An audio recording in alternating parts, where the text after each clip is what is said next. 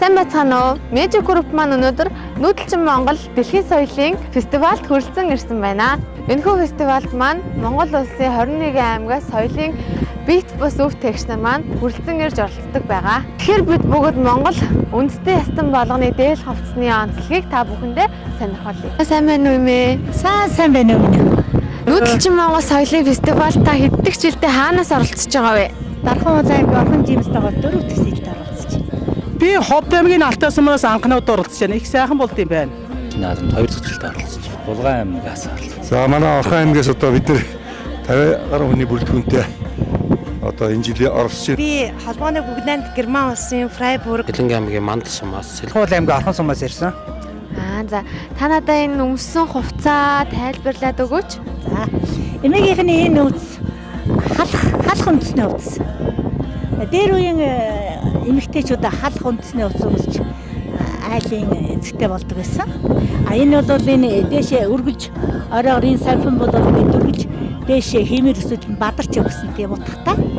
Энэ бол ямар зайсан юунаас хамгаалсан юм юу? Энэ хоёр гизэг.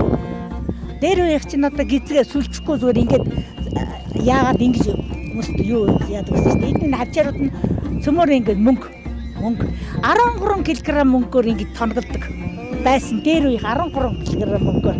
Одоо нөх бол тийм мөнгө байхгүй зүгээр дуурамаар хийж байгаа да.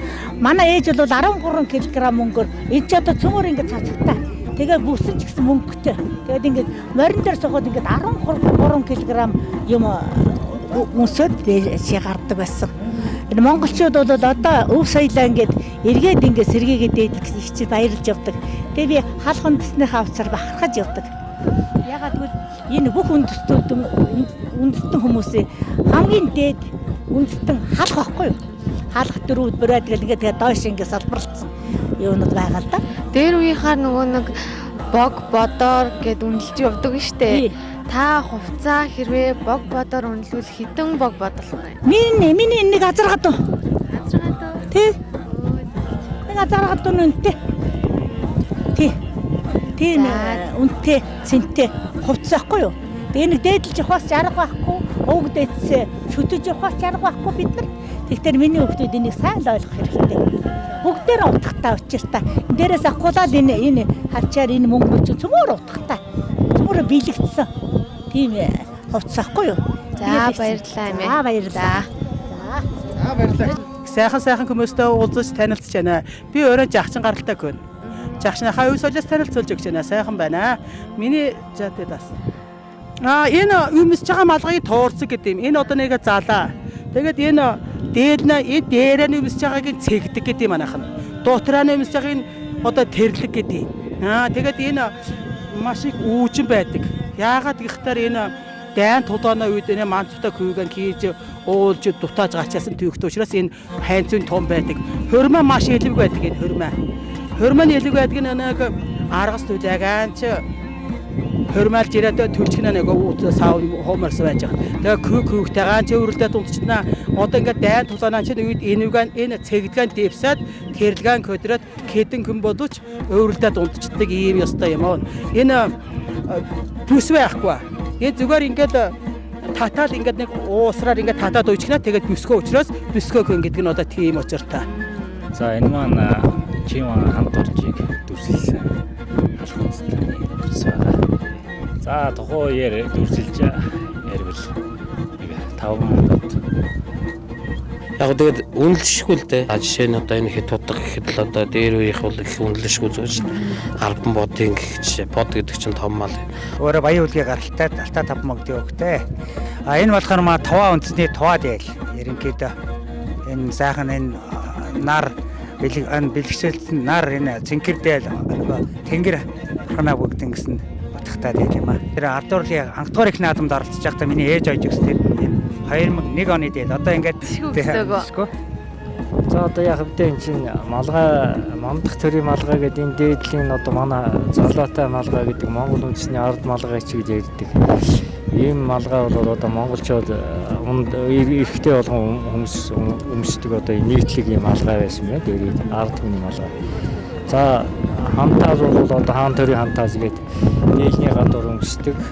Одоо энэ хантазыг бол ёслын үед өмсдөг ийм одоо хувцс юм аа.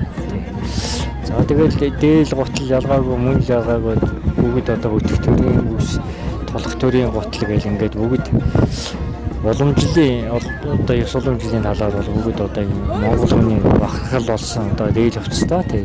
Нүүдэлчдийн маань одоо гол онцлог нь энэ л байгаа. Тий. Бусад одоо үндэстэн улсуудаас ялгаатай одоо үндэсний хувцас маань бүгд эрүүл одоо утгыг илэрхийлдэг юм чанартай байх ба. Дээр үеэр ярьдэн штэ нөгөө нэг хідэн бог бодвэ гээл таны хувцсыг одоо ингээ өмлөх юм бол хідэн бог бодвэ.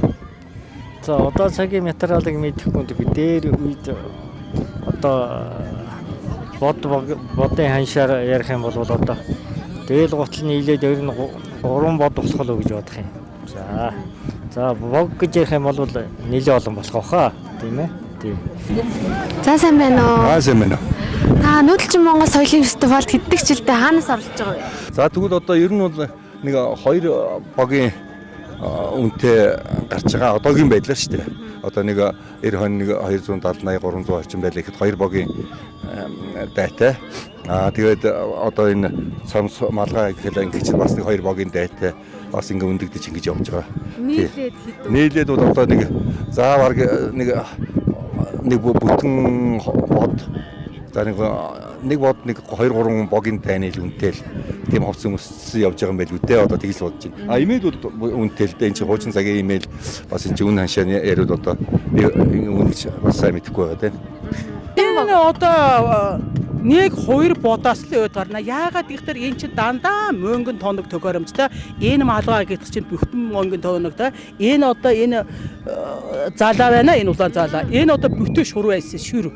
Тэр маш их үнэтэй мөнгөн хавчаар нь даруулагтай мөнгөн савтай мөнгөн эмэг гэж одоо энэ үе шингээ биш ээ. Ёстой янзын гоё эмэгтэй 10 хуруунтай мөнгөн бэлсэх гэдэг юм юмтай мөнгөн одоо энэ ингээ нүцгэн байна. Энэ Кэд ядан тийм хов шүрэн мөнгө юута яста маш их үнэтэй хүрсэн. Одоо тэр үеийнхээ ханштай болж 2 3 бодоос л дээшээ гарна. Одоо бид нэр тийм юм алга байна шүү. Цаг үеийн дагаад явах уу нэг тийм шүрс өвдө нэг өөр зурхаа юмар бие гангалаад байна шүү. За энэ өөрийг зэвэвэр гэж бас хэлнэ. Энэ маш их олон давхар байдаг энэ. Цэгдэг. Яагаад гэхээр нөгөө дайн тулаад явж ясан гэж хэллээ шүү дээ. Дайн тулаанд явж байгаа чинь нум сумар харвэ шүү дээ. Тэгэхээр харавхтаар нөгөө унагдахгүй гэж ийм одоо цоолж урахгүй гэдэг юм уу? Одоо яа гэв би одоо та нарын хэлээр хэлж идэхгүй нэ эврэнаа хэлээр утар унагдахгүй л гэж одоо тэгж хэлнэ. Энэ нэг өвөр байна. Энэгүй зэвэвэр гэдэг юм. Энэ зэвэвэр гэдэг маш их зузаан байх ёстой. Яагаад гэхээр тэр дайнаа чинь үед нөгөө эмэгтэй хүн чинь көөгтөн эрэгтэй хөөхтний баруун талдаа байдаг байхгүй юу? Одоо бидний өвд дээдэс тэгж хэлсэн.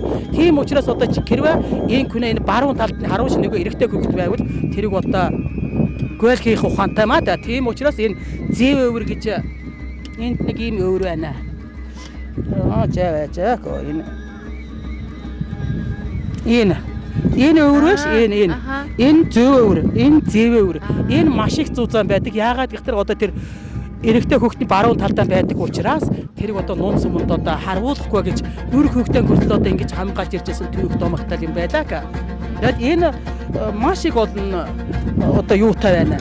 Балбуулж байгаа одоо миний ээж гэхэл хомхоо хуруугаан тавиад ингээд одоо хомхоо руугаараа тавьж яаж ингэж өөртөө хэлдэг ингээл хомхоо руунаахаа юугаар хэмжээж 32 байдаг гэж би сонссон. Манай ээж тэгж хэлсэн. Нэг талдаа 16 32 балбуулсан. Одоо нам 5 төв байж одоо метр хөр гэсэн тэгэхээр сайхан том юм байж таараа ийм л учиртай гэсэн. За баярлалаа.